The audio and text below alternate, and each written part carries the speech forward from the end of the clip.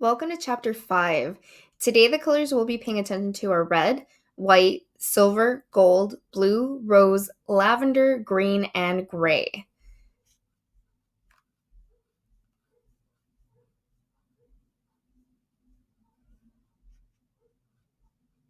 So, in Chapter 5, we're jumping to the day after the date with Jordan and it's the meeting day with Daisy. So we know that Nick and Jordan had tea the day before. This is the next day and they're going to actually meet with Daisy. So here are the characters in chapter 5. Nick Carraway, Gatsby, Daisy, and Jordan. So Nick Carraway, as usual, will be represented by the magnifying glass. Gatsby will be represented by the American flag and his money. And Daisy, we're going to pretend to put on makeup. And Jordan, we will be yawning. Theme and motif. So the American dream again will be present. We're going to wave that flag. And we have love this time. And we're going to make a hand heart. And we see a lot of demonstrations of, quote, love when they're talking and describing different characters' relationships with their significant other in the book. But this chapter, we really see this idea of love being confronted head on. And then let's look at the end. We'll have symbols, and our symbol in this chapter is going to be Nick's mantle clock. And we're going to look at our wrist to pretend we're looking at the clock when this comes up.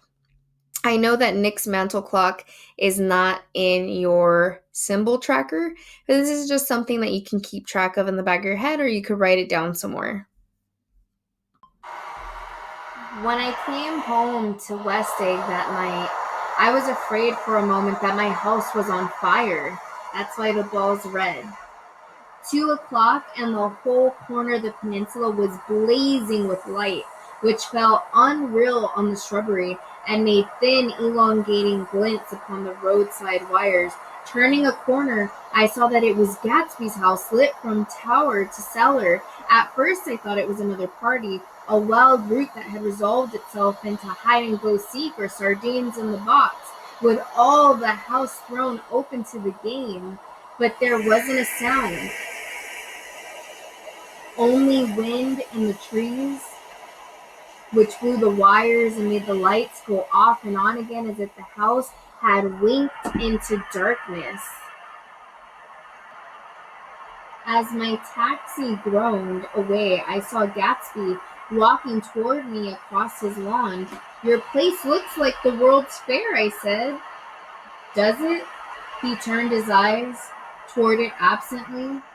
"I have been glancing into some of the rooms. Let's go to Coney Island, old sport, in my car."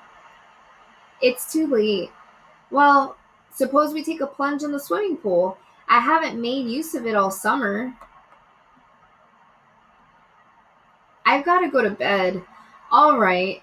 He waited, looking at me with suppressed eagerness. "I talked with Miss Baker," I said after a moment. "I'm going to call up Daisy tomorrow and invite her over here to tea." "Oh, that's all right," he said carelessly. "I don't want to put you in any trouble. What day would suit you?" "What day would suit you?" He corrected me quickly.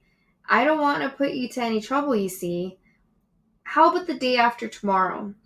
He considered for a moment. Then, with reluctance, "I want to get the grass cut," he said. We both looked at the grass. There was a sharp line where my ragged lawn ended and the darker, well-kept expanse of his began. I suspected that he meant my grass. "There's another little thing," he said, uncertainly, and hesitated. "Would you rather put it off for a few days?" I asked.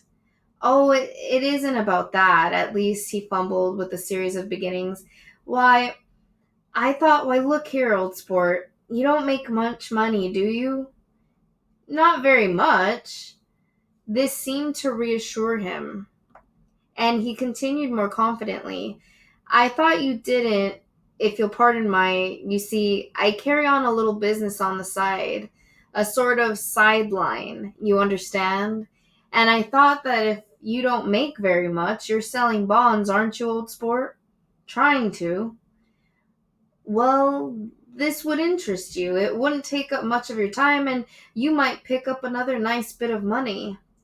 It happens to be a rather confidential sort of thing. I realize now that under different circumstances, that conversation might have been one of the crises of my life. But because the offer was obviously and tactlessly for a service to be rendered, I had no choice except to cut him off right there. I've got my hands full, I said. I'm much obliged, but I couldn't take on any more work. You wouldn't have to do any business with Wolfsheim. You wouldn't have to do any business with Wolfsheim. Evidently, he thought that I was shying away from the connection mentioned at lunch, but I assured him he was wrong. He waited a moment longer, hoping I'd begin a conversation, but I was too absorbed to be responsive, so he went unwillingly home. The evening had made me lightheaded and happy. I think I walked into a deep sleep as I entered my front door. So I don't know whether or not Gatsby went to Coney Island or for how many hours he glanced into rooms while his house blazed gaudily on. I called up Daisy from the office next morning and invited her to have some tea. Don't bring Tom, I warned. He, her, what? Don't bring Tom. Who is Tom? She said innocently. And I'm going to pretend to put on my makeup because you know that Daisy's playing as if she doesn't know what he's referring to. The day agreed upon was pouring rain. It's really important that you guys pay attention to the weather.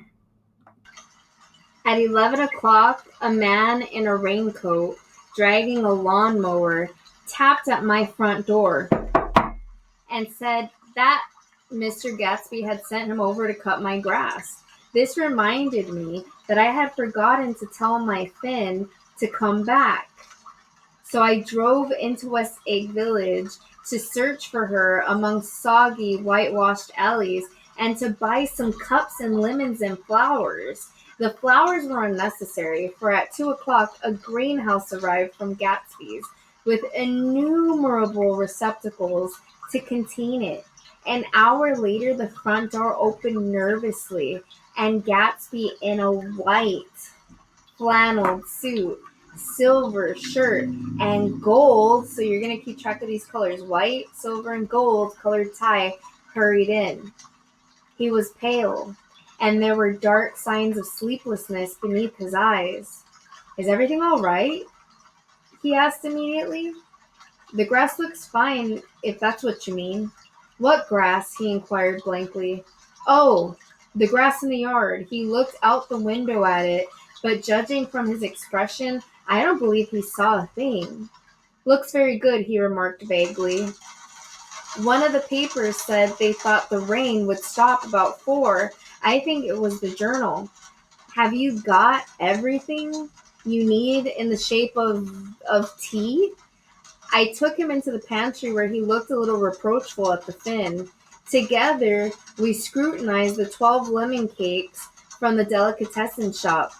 Will they do? I asked. Of course, they're fine. And he added hollowly, old sport. The rain cooled about 3:30 to a damp mist, though with occasional thin drops, swam like dew. Gatsby looked with vacant eyes through a copy of Clay's Economics, starting at the finished tread that shook the kitchen floor and peering toward the bleared windows from time to time, as if a series of invisible but alarming happenings were taking place outside.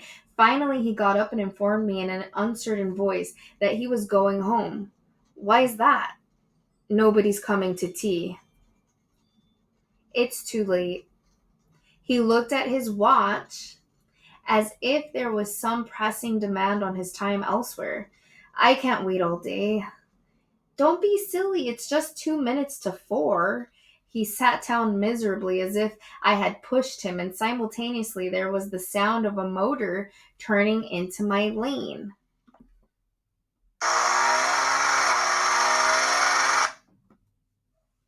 We both jumped up, and a little harrowed myself, I went out to the yard. Under the dripping bare lilac trees, a large open car was coming up the drive. It stopped. Daisy's face tipped sideways beneath a three-cornered lavender hat, looking out at me with a bright, ecstatic smile. Is this absolutely where you live, my dearest one? The exhilarating ripple of her voice was a wild tonic in the rain. I had to follow the sound of it. For a moment, up and down with my ear alone before any words came through, a damp streak of hair lay like a dash of blue paint across her cheek, and her hand was wet with glistening drops. As I took it, to help her from the car. Are you in love with me? She said low in my ear. Or why did I have to come alone?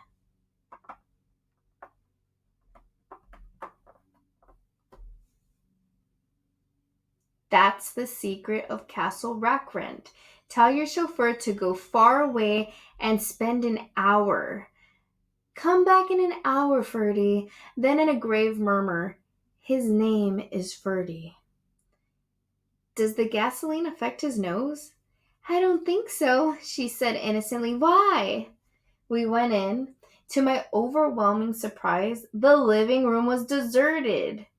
Well, that's funny, I exclaimed. What's funny? She turned her head as there was a light, dignified knocking at the door. I went out and opened it. Gatsby, pale as death, with his hands plunged like weights in his coat pockets, was standing in a puddle of water, glaring tragically into my eyes. With his hands still in his coat pockets, he stalked by me into the hall, turned sharply as if he were on a wire, and disappeared into the living room. It wasn't a bit funny. Aware of the loud beating of my own heart, I pulled the door to against the increasing rain. For half a minute, there wasn't a sound. Then, from the living room, I heard a sort of choking murmur and part of a laugh, followed by Daisy's voice on a clear artificial note. I certainly am awfully glad to see you again. A pause. It endured horribly. I had nothing to do in the hall, so I went into the room. Gatsby, his hands still in his pockets, was reclining against the mantelpiece in a strained counterfeit of perfect ease, even of boredom. His head leaned back so far it rested against the face of a defunct mantelpiece clock, and from this position his distraught eyes stared down at Daisy, who was sitting, frightened but graceful, on the edge of a stiff chair. We've met before, muttered Gatsby. His eyes glanced momentarily at me, and his lips parted with an abortive attempt at a laugh. Luckily, the clock took this moment to tilt dangerously at the pressure of his head, whereupon he turned and caught it with trembling fingers and set it back in place. Then he sat down, rigidly, his elbow on the arm of the sofa and his chin in his hand. I'm sorry about the clock, he said. My own face had now assumed a deep tropical burn. I couldn't muster up a single commonplace out of the thousand in my head. It's an old clock, I told them idiotically. I think we all believed for a moment that it had smashed in pieces on the floor. We haven't met for many years, said Daisy, her voice as matter of fact as it could ever be. 5 years next November. The automatic quality of Gatsby's answer set us all back at least another minute. I had them both on their feet with the desperate suggestion that they help me make tea in the kitchen when the demoniac Finn brought it in on a tray. Amid the welcome confusion of cups and cakes, a certain physical decency established itself. Gatsby got himself into a shadow, and while Daisy and I looked conscientiously from one to the other of us with tense, unhappy eyes. However, as calmness wasn't an end in itself, I made an excuse at the first possible moment and got on my feet. "Where are you going?" demanded Gatsby in immediate alarm. "I'll be back. I've got to speak with you about something before you go." He followed me wildly into the kitchen, closed the door, and whispered, "Oh God," in a miserable way. "What's the matter?" "This is a terrible mistake," he said, shaking his head from side to side. "A terrible, terrible mistake." "You're just embarrassed, that's all." And luckily, I added, "Daisy's embarrassed too." "She's embarrassed?" he repeated incredulously. "Just as much as you are." "Don't talk so loud." "You're acting like a boy," I broke out impatiently. "Not only that, but you're rude. Daisy's sitting in there all alone." He raised his hand to stop my words, looked at me with unforgettable reproach, and opening the door cautiously, went back into the other room. I walked out the back way just as Gatsby had when he had made his nervous circuit of the house half an hour before, and ran for a huge black knotted tree whose mass leaves made of fabric against the rain. Once more it was pouring, and my irregular lawn, well shaved by Gatsby's gardener, abounded in small muddy swamps and prehistoric marshes. There was nothing to look at from under the tree except Gatsby's enormous house, so I stared at it like Kant at his church steeple for half an hour. A brewer had built it early in the period craze, a decade before, and there was a story that he'd agreed to pay 5 years' taxes on all the neighboring cottages if the owner would have their roofs thatched with straw. Perhaps their refusal took the heart out of his plan to found a family. He went into an immediate decline. His children sold his house with the black wreath still on the door. Americans, while occasionally willing to be serfs, have always been obstinate about being peasantry. After half an hour, the sun shone again, and the grocer's automobile rounded Gatsby's drive with the raw material for his servant's dinner. I felt sure he wouldn't eat a spoonful. A maid began opening the upper windows of his house, appeared momentarily in each, and leaning from a large central bay, spat meditatively into the garden. It was time I went back. While the rain continued, it had seemed like the murmur of their voices rising and swelling a little now and then with gusts of emotion. But in the new silence, I felt that silence had fallen within the house too. I went in after making every possible noise in the kitchen, short of pushing over the stove, but I don't believe they heard a sound. They were sitting at either end of the couch, looking at each other as if some question had been asked or was in the air, and every vestige of embarrassment was gone. Daisy's face was smeared with tears, and when I came in, she jumped up, began wiping at it with her handkerchief before a mirror. But there was a change in Gatsby that was simply confounding. He literally glowed.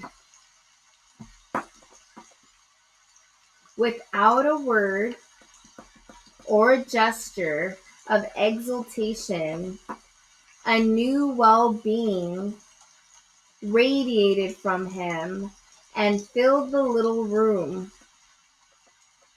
"Oh, hello, old sport," he said as if he hadn't seen me for years. I thought for a moment he was going to shake hands. It stopped raining. Has it? When he realized what I was talking about, that there were twinkle bells of sunshine in the room, he smiled like a weatherman, like an ecstatic patron of recurrent light, and repeated the news to Daisy. "What do you think of that? It stopped raining." "I'm glad, Jay." Her throat, full of aching, grieving beauty, told only of her unexpected joy. "I want you and Daisy to come over to my house," he said. "I'd like to show her around." "You're sure you want me to come?" "Absolutely, old sport." Daisy went upstairs to wash her face. Too late, I thought, with humiliation of my towels, while Gatsby and I waited on the lawn. "My house looks swell, doesn't it?" he demanded. "See how the whole front of it catches the light?" I agreed that it was splendid. Yes, his eyes went over it. Every arched door and square tower. "It took me just 3 years to earn the money that bought it. I thought you inherited your money." "I did, old sport," he said automatically, "but most of it in the big panic, the panic of the war." I think he hardly knew what he was saying. For when I asked him what business he was in, he answered, "That's my affair," before he realized that it wasn't an appropriate reply. "Oh, I've been in several things," he corrected himself. "I was in the drug business, and then I was in the oil business, but I'm not in either one now." He looked at me with more attention. "Do you mean you've been thinking over what I proposed the other night?" Before I could answer, Daisy came out of the house, and 2 rows of brass buttons on her dress gleamed in the sunlight. "That huge place over there?" she cried, pointing. "Do you like it?" "I love it, but I don't see how you live there all alone." "I keep it always full of interesting people, day and night. People who do interesting things. Celebrated people." Instead of taking the shortcut along the Sound, we went down to the road and entered by the big postern. With enchanting murmurs, Daisy admired this aspect or that of the feudal silhouette against the sky, admired the gardens, the sparkling outdoor of jonquils, and the frothy odor of hawthorn and plum blossoms, and the pale gold odor of kiss me at the gate. It was strange to reach the marble steps and find no stir of bright dresses in and out of the door, and hear no sound but bird voices in the trees. And inside, as we wandered through Marie Antoinette's music rooms and restoration salons, I felt that there were guests concealed behind every couch and table, under orders to be breathlessly silent until we had passed through. As Gatsby closed the door of the Merton College library, I could have sworn I heard the owl-eyed man break into ghostly laughter. We went upstairs through period bedrooms swathed in rose and lavender silk and vivid with new flowers, through dressing rooms. So we're going to want to keep track of rose and lavender. Through dressing rooms and pool rooms and bathrooms with sunken baths, intruding into one chamber where a disheveled man in pajamas was doing liver exercises on the floor. It was Mr. Klipspringer, the boarder. I had seen him wandering hungrily about the beach that morning. Finally, we came to Gatsby's own apartment, a bedroom and a bath, and an Adam study where we sat down and drank a glass of some chartreuse he took from a cupboard in the wall. He hadn't once ceased looking at Daisy, and I think he revalued everything in his house according to the measure of response it drew from her well-loved eyes. Sometimes, too, He stared around at his possessions in a dazed way, as though in her actual and astounding presence, none of it was any longer real. Once he nearly toppled down a flight of stairs. His bedroom was the simplest room of all, except where the dresser was garnished with a toilet set of pure, dull gold. Daisy took the brush with delight and smoothed her hair, up whereupon Gatsby sat down and shaded his eyes and began to laugh. "It's the funniest thing, old sport," he said hilariously. I can't when I try to." He had passed visibly through 2 states and was entering upon a third. After his embarrassment and his unreasoning joy, he was consumed with wonder at her presence. He had been full of the idea so long, dreamed it right through to the end, waited with his teeth set, so to speak, at an inconceivable pitch of intensity. Now, in the reaction, he was running down like an overwhelmed clock. Recovering himself in a minute, he opened for us 2 hulking patent cabinets, which held his mass suits and dressing gowns and ties, and his shirts piled like bricks in stacks a dozen high. "I've got a man in England who buys me clothes. He sends over a selection of things at the beginning of each season, spring and fall." He took out a pile of shirts and began throwing them, one by one, before us, shirts of sheer linen and thick silk and fine flannel, which lost their folds as they fell and covered the table in many color disarray. So here's our rainbow colors. While he admired, he brought more, and the soft, rich heap mounted higher, shirts with stripes and scrolls and plaids and coral and apple green and lavender and faint orange with monograms of Indian blue. Suddenly, with a strained sound, Daisy bent her head into the shirts and began to cry stormily. "They're such beautiful shirts," she sobbed, her voice muffled in thick folds. "It makes me sad because I've never seen such beautiful shirts before." After the house, we were to see the grounds and the swimming pool and the hydroplane and the midsummer flowers, but outside Gatsby's window it began to rain again. So we stood in a row looking at the corrugated surface of the Sound. "If it wasn't for the mist, we could see your home across the bay," said Gatsby. "You always have a green light that burns all night at the end of your dock." Daisy put her arm through his abruptly, but seemed absorbed in what he had just said. Possibly it had occurred to him that the colossal significance of that light had now vanished forever. Compared to the great distance that had separated him from Daisy, it had seemed very near to her, almost touching her. It had seemed as close as a star to the moon. Now it was again a green light on a dock. His count of enchanted objects had diminished by 1. I began to walk about the room, examining various indefinite objects in the half-darkness. A large photograph of an elderly man in yachting costume attracted me, hung on the wall over his desk. "Who's that?" That's Mr. Dan Cody, old sport." The name sounded faintly familiar. "He's dead now. He used to be my best friend years ago." There was a small picture of Gatsby, also in yachting costume, on the bureau. Gatsby with his head thrown back defiantly, taken apparently when he was about 18. "I adore it," exclaimed Daisy. "That pompadour! You never told me you had a pompadour or a yacht." "Look at this," said Gatsby quickly. Here's a lot of clippings about you.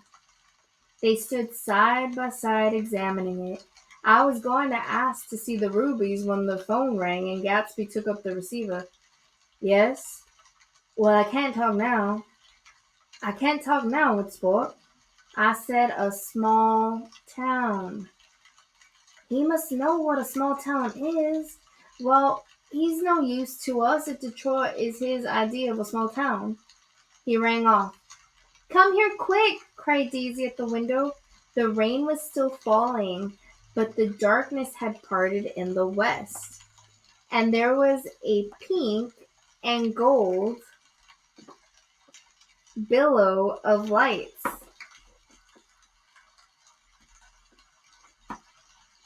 of foamy clouds about above the sea.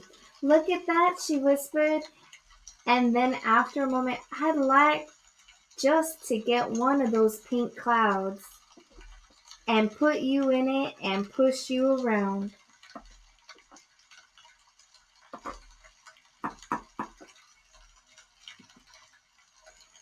I tried to go then, but they wouldn't hear of it. Perhaps my presence made them feel more satisfactorily alone. I know what we'll do, said Gatsby. We'll have Klipspringer play the piano. He went out of the room calling, Ewing! And returned in a few minutes accompanied by an embarrassed, slightly worn young man with shell-rimmed glasses and scanty blonde hair. He was now decently clothed in a sports shirt, open at the neck, sneakers and duck trousers of nebulous hue. Did we interrupt your exercises? Inquired Daisy politely. I was asleep, cried Mr. Klipspringer in a spasm of embarrassment. That is, I'd been asleep, then I got up. Klipspringer plays the piano, said Gatsby, cutting him off. Don't you, Ewing, old sport? I don't play well. I hardly play at all. I'm all out of practice. We'll go downstairs, interrupted Gatsby. He flipped a switch. The gray windows disappeared as the house glowed full of lights. In the music room, Gatsby turned on a solitary lamp beside the piano. He lit Daisy's cigarette from a trembling match and sat down with her on a couch far across the room, where there was no light save what the gleaming floor bounced in from the hall. When Klipspringer had played the Love Nest, he turned around on the bench and searched unhappily for Gatsby in his gloom. I'm all out of practice, you see. I told you I couldn't play. I'm all out of practice. Don't talk so much, old sport, commanded Gatsby. Play! In the morning, in the evening, ain't we got fun? Outside the wind was loud and there was a faint flow of thunder along the sound. All the lights were going on in West Egg now. The electric cars men carrying were plunging home through the rain from New York.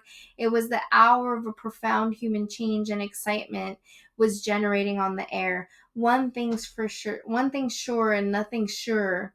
The rich get richer and the poor get children.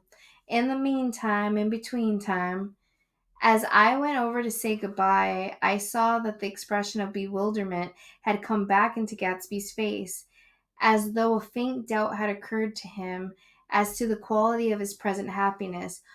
Almost 5 years? There must have been moments even that afternoon when Daisy tumbled short of his dreams, not through her own fault, but because of the colossal vitality of his illusion. I had gone beyond her. It had gone beyond her, beyond everything. He had thrown himself into it with a creative passion, adding to it all the time, decking it out with every bright feather that drifted his way. No amount of fire or freshness can challenge what a man will store up in his ghostly heart. As I watched him, he adjusted himself a little, visibly.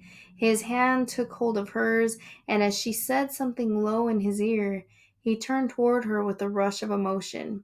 I think that voice held him most, with its fluctuating, feverish warmth, because it couldn't be overdreamed. That voice was a deathless song. They had forgotten me, but Daisy glanced up and held out her hand. Gatsby didn't know me now at all. I looked once more at them, and they looked back at me, remotely, possessed by intense life. Then I went out of the room and down the marble steps into the rain, leaving them there together. Hi, everybody. So, we're going to talk about chapter five's analysis. So, let's get started. We start off chapter five with Nick coming home from the city after a date with Jordan, and he's really surprised to see that Gatsby's mansion is like so brightly lit that he almost thinks that there is a fire going on. And that's definitely like a very interesting way to start off the chapter. And then he gets scared because Gatsby shows up out of nowhere, and he doesn't seem calm. He actually seems pretty anxious. And Nick ends up realizing, like, hey, let's just talk about what I think you want to talk about. And that's obviously his lunch with Jordan and whether or not he's willing to arrange this meeting with Daisy. Ultimately, they decide to have tea, and it'll happen very soon. But Gatsby is really concerned about the way that Nick's lawn looks and wants to fix it. And then on the day of the big meeting, we have a huge rainstorm. And it's really interesting to see what weather symbolizes in this book. And I'm not going to give it away, but I mean, obviously, rain doesn't necessarily come to mind when we think of happiness and good things. So it's interesting that it's really raining hard. But anyways, they have this tea party planned out, and it's not like the best tea party ever because Nick's trying to just put together what he can, but it'll do. And on the day of the tea party, Gatsby is freaking out because he can't control himself, because he's wondered all these years how this would turn out. And I think this is where we first see really big signs that of Gatsby over romanticizing the idea of this dream he's had with Daisy. And Nick even mentions it later in the chapter that his idea of Daisy and the way he's romanticized her, like Daisy can't even live up to those expectations. And bottom line is, it starts off weird. Gatsby can't relax. Ultimately, Nick steps out. Then they're able to have a conversation. Then Nick's like in the kitchen trying to make noise so they know he's coming back. He interrupts them because it sounds like their discussion has stopped. And then Gatsby decides, they walk outside, and Gatsby decides to take him to a tour of his house. And it's just overwhelming with how much luxury and wealth Gatsby's amassed. And by the end of the chapter, we have Daisy crying in his shirts, which is a really interesting scene. And that makes us as the readers think about, why would she cry? Like, and, you know, I'm not going to give you the answer for this. I think it's interesting for you to kind of take your own stance on why you think she's crying, why you think, seeing all of this would lead to that emotion. But it is an interesting way for their day to end. And then ultimately, they try to get Klipspringer to play music. He doesn't really want to. The clip of music that I played is actually the song in the book, just without words. So it's interesting that it actually is a real song. And then we end the chapter with, okay, so what's next? In chapter 6, we will see what happens after this meeting. So I hope you guys are interested in seeing how Gatsby and Daisy's relationship continues to develop or not. So let's get started with chapter 6 soon.